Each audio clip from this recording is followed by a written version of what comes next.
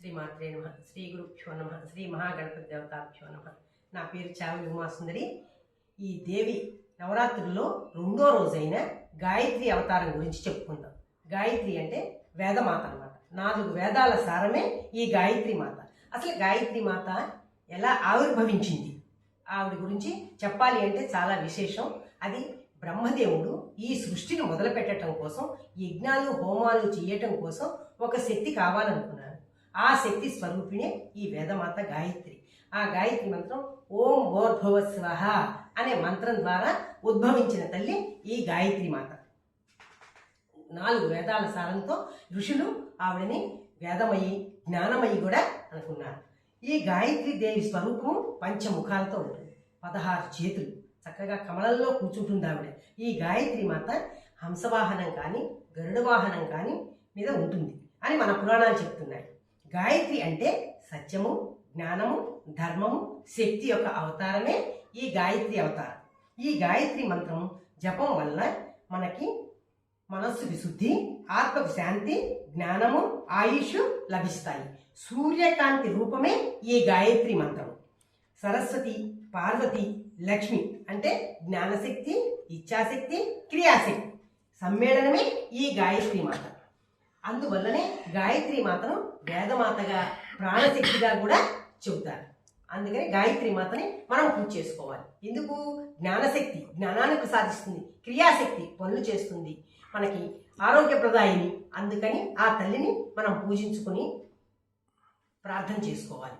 చక్కగా అమ్మవారిని ఆవాహన చేసుకుని షోడశోపచారాలతో పూజ చేసుకుని అమ్మవారికి నైవేద్యాలు అవన్నీ పెట్టుకున్న తరువాత అమ్మవారికి మనం మంగళహారతి ఇచ్చుకుందాం. ఆ మంగళహారతి గురించి ఇప్పుడు పాడుకుందాం మనం.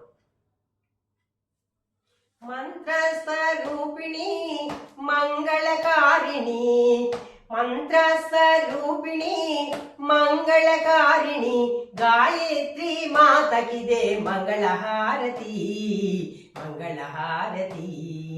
మంత్రస్వరూపిణి మంగళకారిణి, గాయత్రి మాతకిదే మంగళహారతి, మంగళహారతి. ఆరోగ్యదాయిని సద్బుద్ధి ప్రదాయిని, ఆరోగ్యదాయిని సద్బుద్ధి ప్రదాయిని, జగజ్జనని గాయత్రికి మంగళహారతి, జయ మంగళహారతి. మంత్రస్వరూపిణి గాయత్రీ దేవికి, మంత్రస్వరూపిణి మంగళకారిణి, గాయత్రి మాతకిదే మంగళహారతి, జయ మంగళహారతి. వేదాని వాసిని సుమధురహాసిని, వేదాని వాసిని సుమధురహాసిని, శుభకారిణికి గాయత్రీ దేవికిది మంగళహారతి, జయ మంగళహారతి.